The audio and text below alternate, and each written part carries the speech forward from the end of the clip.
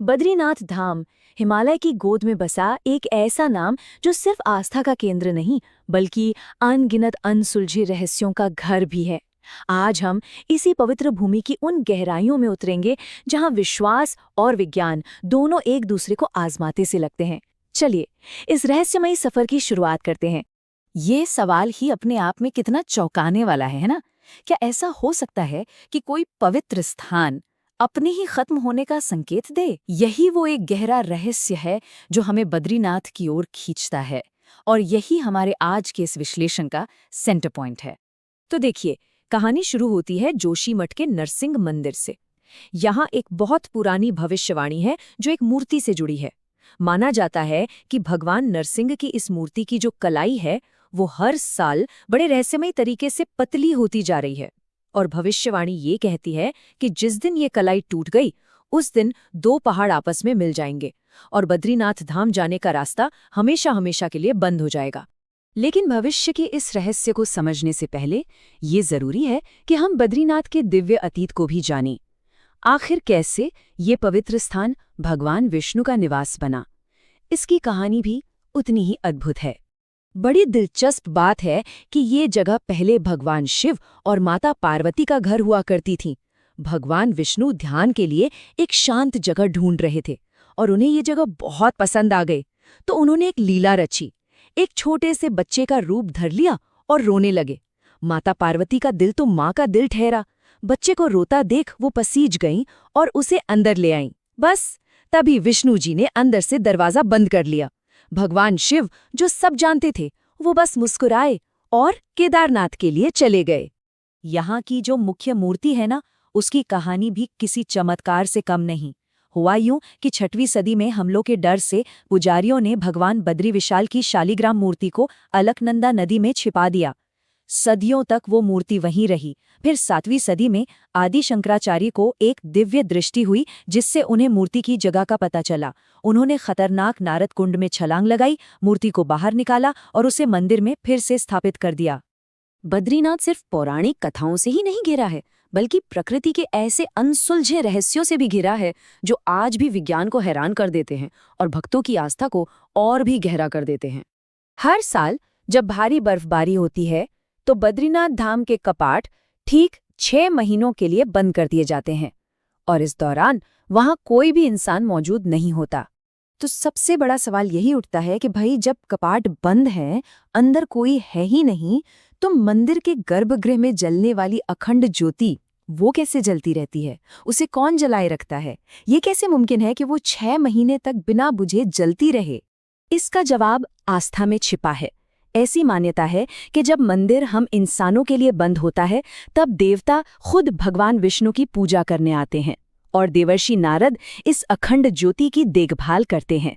ये ज्योति भगवान की निरंतर मौजूदगी का प्रतीक मानी जाती है। एक और चमत्कार देखिए, तप्त कुंड। जरा सोचिए, चारों तरफ बर्फीले पहाड़ हैं जहां तापमान 0 से भी नीचे चला जाता है, और उसी के बीच इस कुंड का पानी साल भर 54 डिग्री सेल्सियस पर खौलता रहता है। माना जाता है कि इसके पानी में औषधीय गुण हैं और इसमें स्नान करने से त्वचा के रोग तक दूर हो जाते हैं। बद्रीनाथ से कुछ ही किलोमीटर की दूरी पर है वसुधारा झरना। इसके बारे में एक बड़ी अद्भुत मान्यता है। कहते हैं कि इसका पानी हर किसी पर नहीं गिरता। ये झरना पवित्र और पापी आत्मा में फर्क करना जानता है। पौराणिक कथाओं के मुताबिक पांडवों ने अपनी स्वर्ग यात्रा के दौरान यहीं आराम किया था, और मान्यता यही है कि ये झरना सिर्फ उन पर गिरता है जिनका मन पवित्र हो। वहीं वैज्ञानिक तर्क ये है कि 400 फीट की ऊंचाई से गिरने की वजह से पानी धुंध में बदल जाता है और हवा के कारण हर किसी तक नहीं पहुंच पाता। लेकिन भक्तों के लिए तो ये एक दिव्य परीक्षा ही है।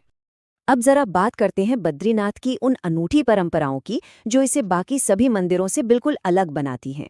यहाँ कुछ ऐसी प्रथाएं हैं जो सच में हैरान कर देंगी। पूजा में कभी शंख नहीं बजता। मुख्य पुजारी हमेशा दक्षिण भारत के केरल से होते हैं। वो कुछ खास रस्मों के लिए स्त्री वेश भी धारण करते हैं, और यहाँ का प्रसाद कभी खराब नहीं होता। हिंदू पूजा में शंखनाद कितना जरूरी है, लेकिन बद्रीनाथ में नहीं। इसके पीछे कहानी यह है कि एक बार जब भगवान विष्णु एक राक्षस का वध कर रहे थे, तो पास में ही माता लक्ष्मी तुलसी भवन में ध्यान कर रही थीं। उनकी साधना में कोई रुकावट ना आए, इसलिए शंख नहीं बजाया गया और तब से ये एक परंपरा बन गई।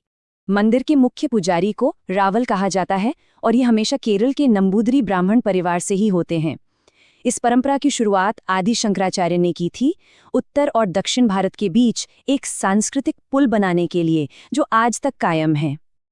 और सबसे अनोखी परंपराओं में से एक ये है, साल में 2 बार कपाट बंद होते और खुलते समय मुख्य पुजारी यानी रावल स्त्री वेश धारण करते हैं। ऐसा इसलिए क्योंकि जब देवी लक्ष्मी की मूर्ति को गर्भगृह के अंदर या बाहर ले जाया जाता है तो कोई पुरुष उन्हें सीधे छू नहीं सकता। इसलिए रावल देवी की सखी का रूप धरकर इस अनुष्ठान को पूरा करते हैं। तो चलिए अब वापस उसी सवाल पर आते हैं जहां से हमने शुरू किया था, बद्रीनाथ का भविष्य। क्या वो भविष्यवाणी सच होगी? आइए इसे आस्था और विज्ञान दोनों के नजरिए से देखते हैं। भविष्यवाणी साफ साफ कहती है, जिस दिन जोशीमठ में नरसिंह मूर्ति की कलाई टूट जाएगी उस दिन नर और नारायण पर्वत एक हो जाएंगे और इससे बद्रीनाथ जाने का जो मौजूदा रास्ता है वो हमेशा के लिए बंद हो जाएगा। अब ये सच में बहुत दिलचस्प है। एक तरफ आस्था है जो नरसिंह मूर्ति के हाथ के पतले होने को भविष्य का संकेत मान रही है, और दूसरी तरफ है विज्ञान। जियोलॉजिस्ट मानते हैं कि हिमालय एक बहुत ही अनस्टेबल जोन है जहां बड़े लैंडस्लाइड्स का खतरा हमेशा बना रहता है। वो चेतावनी देते हैं कि भविष्य में कोई बड़ा भूस्खलन बद्रीनाथ घाटी का रास्ता बंद कर सकता है। मतलब दोनों ही बातें एक ही नतीजे की ओर इशारा कर रही हैं। तो क्या ये बस एक संयोग है या फिर हमारा प्राचीन ज्ञान और आज का आधुनिक विज्ञान दोनों एक ही सच्चाई को अलग अलग तरीकों से बता रहे हैं? ये सवाल हमें आस्था, विज्ञान और समय के गहरे रहस्यों पर सोचने के लिए मजबूर कर देता है।